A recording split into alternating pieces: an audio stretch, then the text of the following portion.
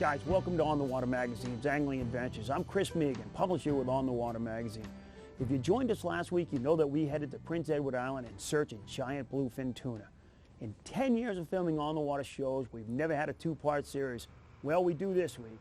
Join us as we head back out. Leaving the safety of North Lake Harbor, the weather was picking up, but with Captain Bruce and his father Core in the wheelhouse, the wind was the least of our worries, and our biggest concern was whether the fish would be where we had left them the day before. Joining us on the North Lake breeze was good friend of Bruce, Peter Odell, who would lend a helping hand on the deck and an extra set of eyes to help spot any surface-feeding giants. We had seen great topwater action the day before, just 2 miles from the shore, and were able to catch and release a giant Core would estimate at over 800 pounds. And today the crew were anxious to get back on these fish. So we basically got both sides of the boat working. We've got our kite on the downwind side. So we got a bait up on the surface, a live mackerel. We've got 2 mackerel out on this side on balloons at different depths. I think one's set at about 15, pretty much tied right above the leader, and one is down, I think about 30 feet down. So we're kind of trying to cover the upper half of the water column. No, we're not in a lot of water. Where are you? We're not. We're at 80 feet. We're drifting between 65 and 90 feet. So it's pretty shallow water, so the nice thing is you don't have a lot of water to cover. So 2, 3, 4 rods is really all you need to cover the whole water column. Right. But all the bites seem to be 30 feet and up. They seem to feed more on the upper half of the water column. And that's where most of the bait congregates. All the schools of mackerel are kind of up in the upper 30 feet. So that's where those tuna prowl, and that's where we leave our hooks. And we'll keep feeding some bait out to them, keep throwing some herring out to them. All of a sudden, the bait gets eaten right off the corner like it did yesterday as soon as you throw it in the water. Yeah. Right now, they're all seem to be staying at 50 feet. They don't want to come up. Kind of lets me know that they're kind of really not hungry right yet. But once they start feeding here, we should be golden, hopefully. No, I haven't seen it, but I've heard about you guys being able to basically feed these fish at the side of the boat, huh? Yep. We just generally throw a hand over like that.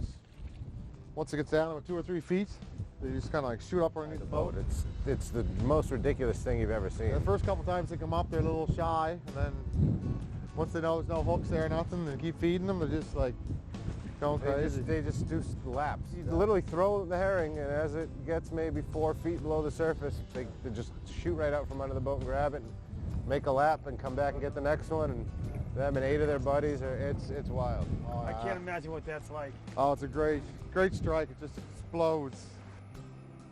Just looks juicy, doesn't it? It does, real juicy. Just look at all those birds right there. We're drifting into it. We got a great pattern. I mean, across from here to here, there's nothing but it just looks like live water. Yeah, it looks very suspicious that there's some fish there, I think. But especially all these birds are coming at us here. Yeah, they can. It's hit so hard sometimes. You swear to God, you don't know if it's a tuna or bird. School under us too. 5 fish on the screen. This is gonna happen right here. Look at them right there. See the backs? There he is, there he is. He spit it out. They're right in the sun. He's on it, he's got it. Hold on, I think he missed him. Fire some herring. Hang on. I don't know if that's him or not. There he is.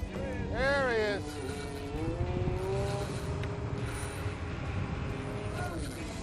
Yeah, we're gonna put him in this corner? We just hooked up. We've had fish around the boat, clearing the lines on the starboard side. You get a look at him? No, that was on the balloon. Didn't see him hit.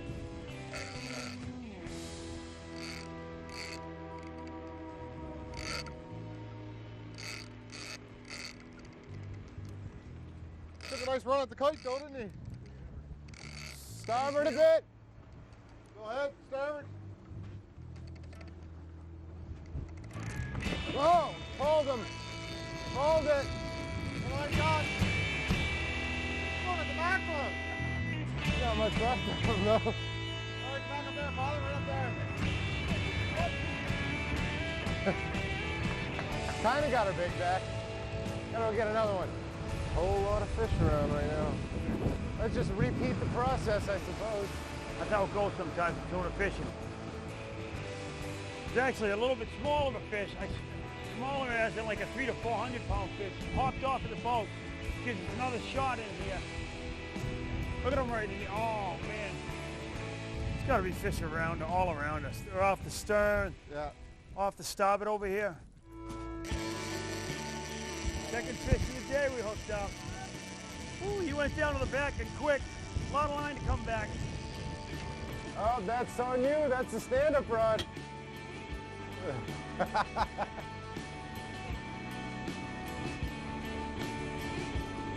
He's smart. He took his jacket off before he got in the harness.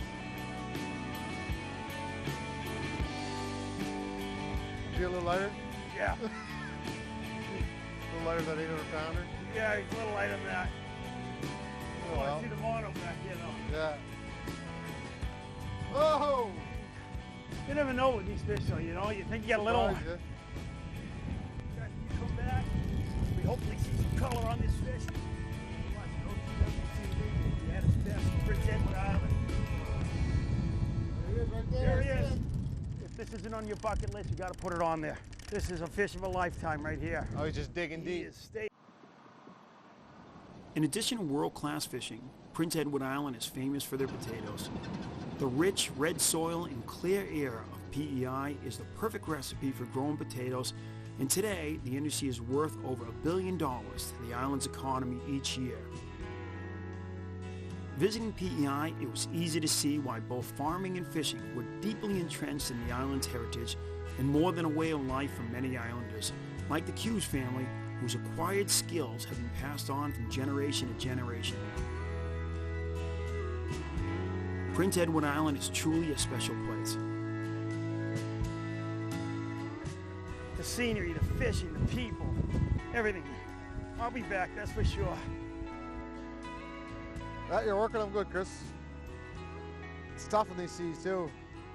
We came tight on what seemed like a smaller fish, but not acting like a smaller fish now. He's about 80 feet of water, maybe more.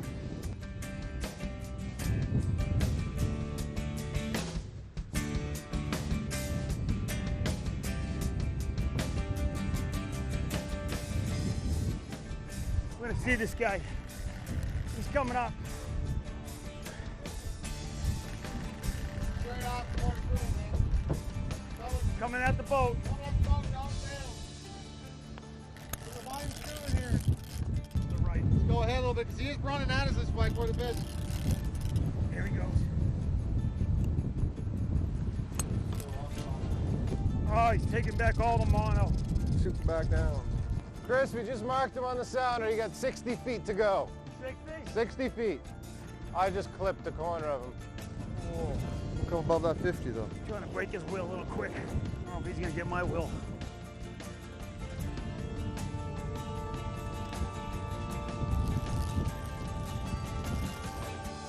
Tuna's starting to do circles, which usually tells me he's closer to the end game, but some of these fish will surprise you at the end game too.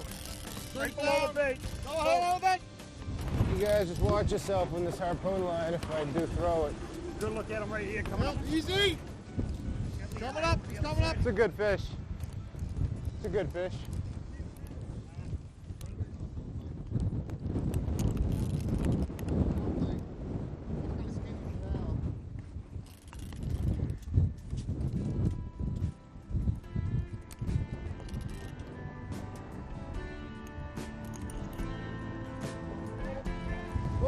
Go, go, go. Whoa. Whoa.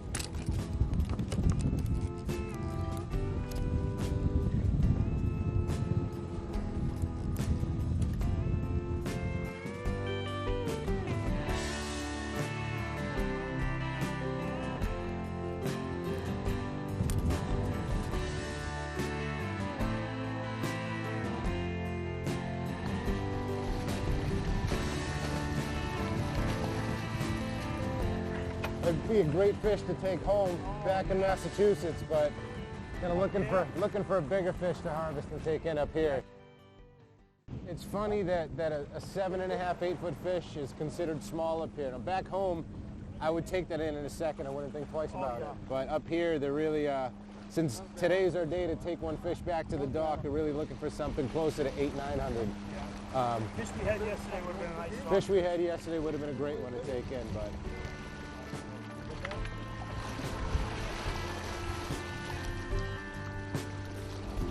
Guys, Prince Edward Island giant fishing, beginning of October. Captain Fred, Green Harbor, Massachusetts. Chris Megan, fishing with a Core Q's, Bruce Q's. We got a beautiful fish. Releasing giants.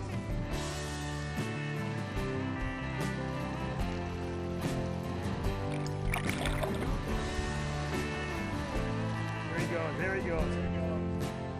Thank you. Thank you. Oh, boy, huh? That's awesome. Good job, Chris. Thank you, guys. That was That's awesome. how it's man. done. You ready for some chowder? With another giant safely released and the sun setting in the west, it was time to tie the boat up for the night and begin preparation for what would be one of the most important days of fishing for the Q's family all year long. For commercial fishermen, a good giant bluefin can yield more than $20,000. And for Captain Bruce holding the remaining commercial tuna tag, it all came down to one last day to harvest a fish, and we were all committed to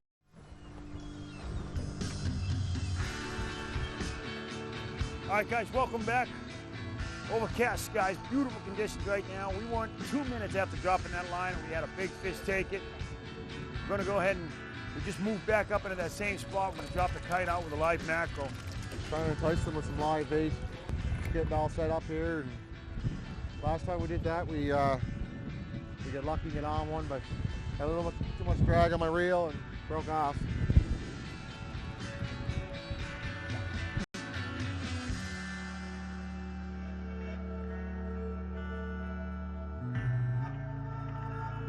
Love to see if we could bag a big fish we could bring into the dock. So we got about an hour and a half, 13 fish left before the season's over. They're doing an incredible job up here managing it.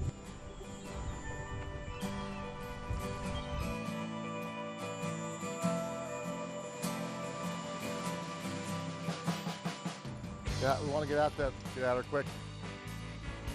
Oh, look at them crashing through right here. We're gonna go ahead and run out a couple 100 yards. Sorry, that's there. We're good.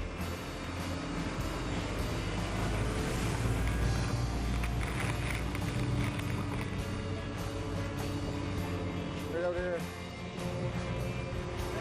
Yeah, straight out there.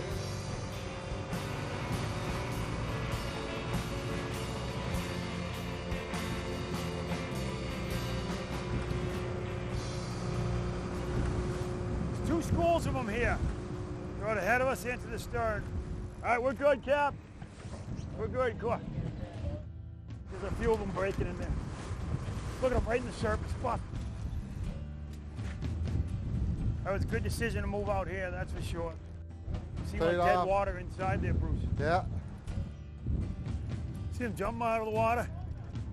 Right off the back. The equivalent of your schoolie bluefin, like 300 pounds, you know? Ross can move pretty good in that thing, huh? Oh, yeah. Boy, he was out here in short order.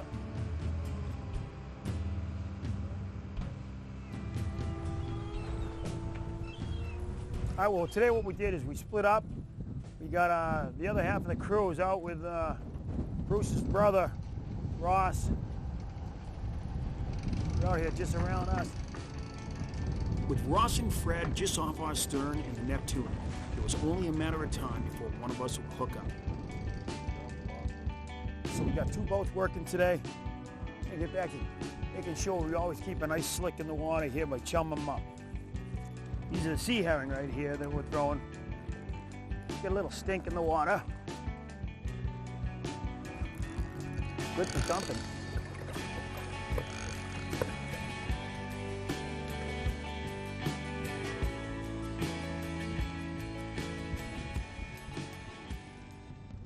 Marked a couple there. All right. Here we go, here we go. Something hit that, didn't it? Yes, it did. Spit it back out. There we go, there we go. Yeah, he's got her.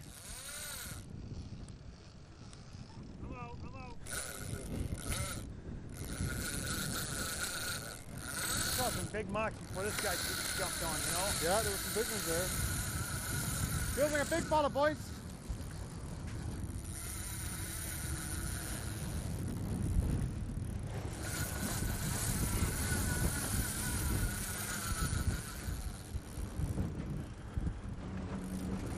He's got some size to him, I think. A little bit. You can see from the way Bruce is managing that fish. He leans on it, pulls the line right in. They just hooked up there, I think. Ross is tight and we're tight. Guys, North Lake Charter's hooked up twice right now. Bruce's brother Ross is off the stern hit, hooked up.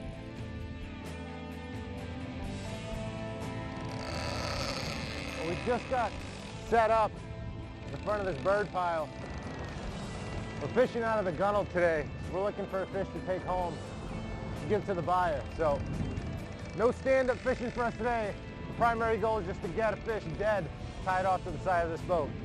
It's not for fun today. Well, it's still kind of fun, but... With both boats hooked up and only a half hour left in the commercial season, all eyes were on the Neptuna with Fred on the rod. He's not happy. Now, one of the things I've noticed in the last couple of days is that a lot of the really big fish have been replaced with smaller fish. I mean, like Cape Cod size smaller fish. 180, 200, 250 pounds. So even though we'd really rather bring in something closer to 800, 900 pounds, if it's a legal fish, I think small fish is better than no fish.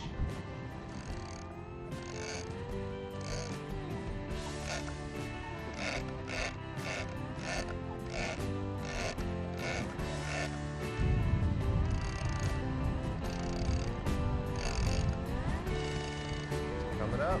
Come on up. Now call it. Call it. Bigger than we thought, I think. Lead it. Big enough to kill. All right. Big enough to kill. I'll let him head down.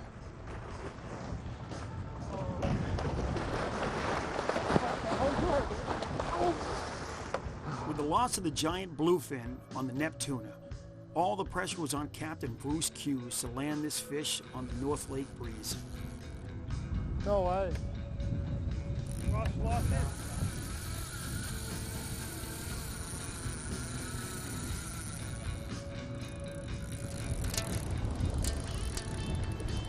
It was a money fish for them.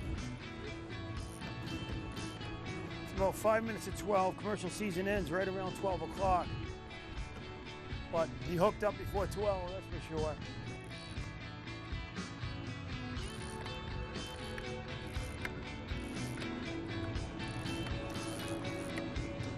See him there.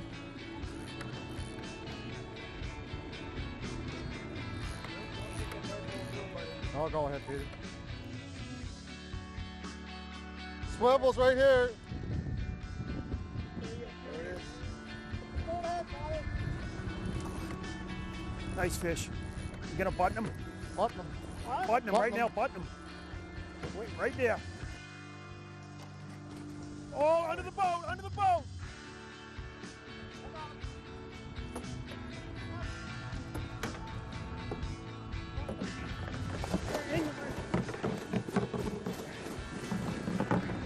Hold that liner. I got it.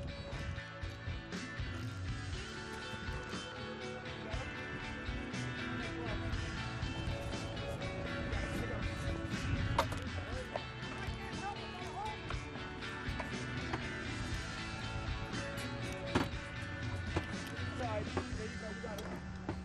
Take that there.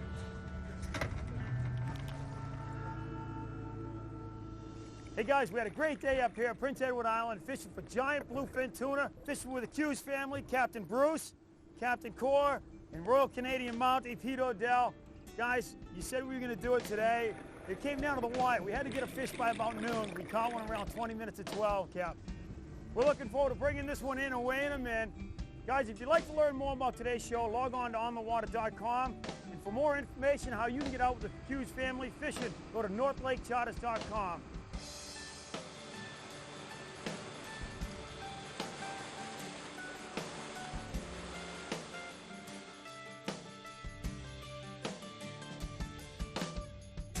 With the North Lake breeze headed for home, with Captain Cork Hughes at the helm and the Giant secured to the stern, we all waged on the weight of the fish and were anxious to see the bluefin hit the scale.